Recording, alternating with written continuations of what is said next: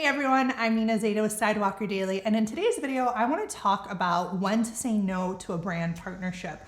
A lot of influencers and creators want to work with brands, so much so that sometimes they say yes when they should be saying no. And in today, I want to break down when you should be saying no so that you don't just really accept, any brand partnership that comes your way. You as a creator are an entrepreneur, you're a business person, you need to start making decisions, and not all of them include saying yes to potential brand deals. Some of the best decisions you'll ever make are the ones that you say no to, and that's what we're going to discuss in today's video. I actually have a worksheet that will help you evaluate brand partnerships. So if you're not already part of our free resource library, if you don't have access to it, sign up because I have tons of worksheets in there for you for free. So go ahead and sign up so you can access it. So let's start off with the first, there's so many reasons. So none of these are in particular order, but let's just go through them, right? So one, you're gonna wanna say no when the value does not match. This is probably the biggest reason I would say, because really working with a brand is a value exchange, right? The brand isn't doing you any favors, you're not doing the brand any favors. The best partnerships are when they're win-win and both people are getting value. So what I mean by that is if it doesn't match, if someone is taking advantage of the other party and it doesn't feel good, this is when the brand partnership should not go through. So let me give you an example. Let's just say you wanna work with a hotel and they're offering you a 2-night stay. And this actually just happened to a TikToker that I was working with on private coaching. He was like, Nina, this brand, the hotel, they want to give me 3-night stay and they want this, this, this, and this. He has hundreds and thousands of followers on TikToks. I personally know the value of, I'm able to compute the value of each of his videos and what they're worth based on a rate that we here have at Sidewalker on how to value content.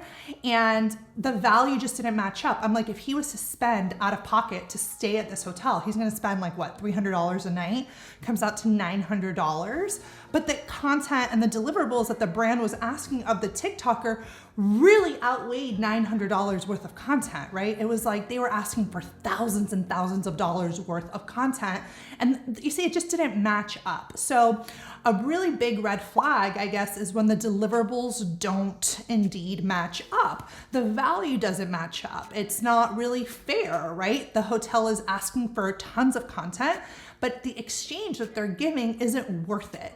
That's why when you're evaluating partnerships, you want to make sure that the value that both parties are bringing, it feels like a fair, good fit. Now, if you are a creator that's new to our channel, we work on the brand side. We do influencer marketing campaigns with tons of different brands in different industries and niches. And we also work with creators, right? And helping them pitch and all that. So that's why we're able to kind of understand what is the value of this post that the creators are providing? What is the value of what the brand are providing? And this is, how we are able to justify if this is a fair brand deal that should be moving forward. Now, if you're a creator that's looking to figure out your rates, really work with brands, start pitching, definitely take a look at our Pitching to Brands Master course. It has everything you need to know on all things pitching, and we have tons of free trainings. One of them is probably coming up this month on how to land paid brand deals. Join our trainings, you're gonna learn a lot in it and you're gonna like it. Now, the second reason you should say no to a brand partnership outside of when the value doesn't match is if the brand does not make sense either for your current goals or your audience. So as a creator, your audience is who you're really providing value to. Actually, you guys are in a tricky situation because creators actually have to provide value to their clients, who are their brands, but also their audiences, right? So you're constantly trying to serve both audiences. But if you look at your audience, the people that follow you, your followers as a client as well, they're coming to you because they trust you. They're like, whatever you say, I trust that they're leading me in the right path. And that trust carries a lot of responsibility on the creator's end. That's why you don't want to work with brands that you personally don't believe in, that you wouldn't recommend, that doesn't really even fit within your niche. Now, I don't think you shouldn't pitch outside your niche. I'm not saying that at all. I think you can probably work with a lot of brands that are outside your niche. There's always a stretch, right?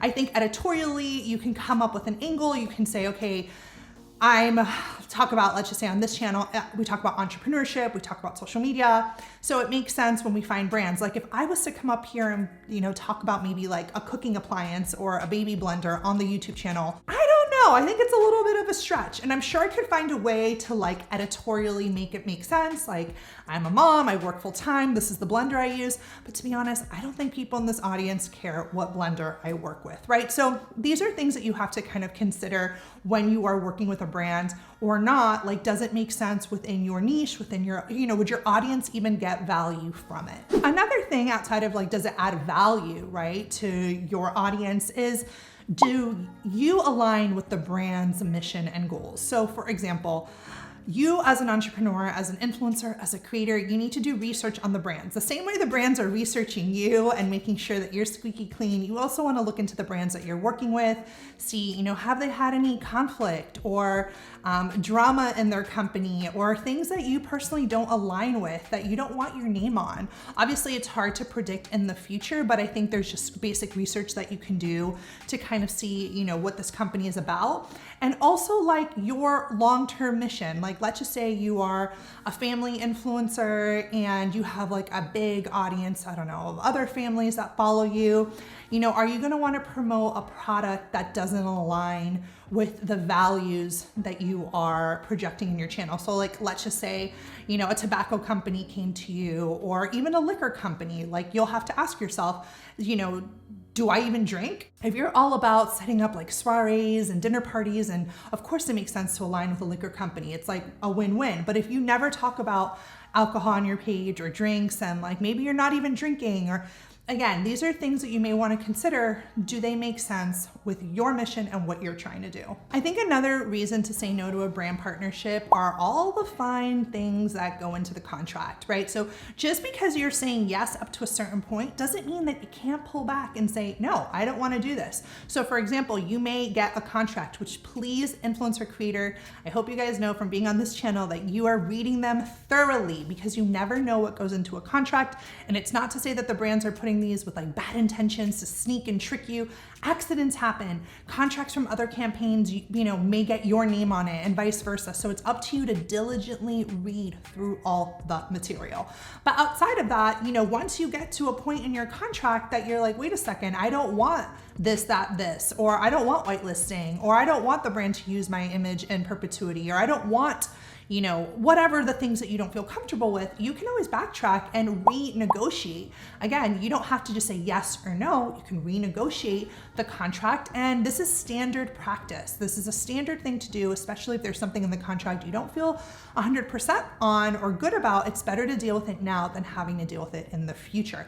So that's also an opportunity for you to walk away from a brand deal if you're not able to get clear on the negotiations. I think another opportunity to say no as an influencer creator to a brand partnership or a brand deal is when the brand, like this usually comes out in the contract, but usually when a brand does not want to let you use your own voice or your own creative, they're giving you a script.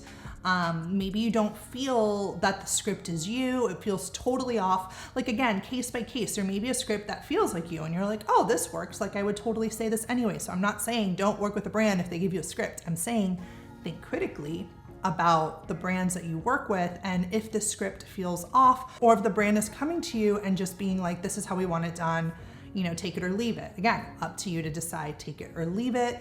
But these are oftentimes when influencers tend to say no to brand deals because they feel like their creativity is being kind of hindered, and they're not able to get their creative vision across on how they want to promote the product. And also, I just want to end today's video about, it's not, sometimes saying no actually is what gets you budget. Like if a brand really wants to work with you and you're like, unfortunately, after going back and forth and trying and negotiating, and you tell them, unfortunately, like, I can't move forward on this, you never know. Sometimes budget appears. Like if they really want to work with you, there are times that they can find ways to make it happen. So don't feel like you have to say yes, especially when you're first starting. A lot of influencers want to say yes because they're first starting, they're trying to get portfolio content, or they're trying to get experience, but you also have to trust your gut And you also have to know not every brand partnership is made equal, and not all of them are meant to say yes to. A big part of being a business owner is making those decisions on your feet and learning to say no.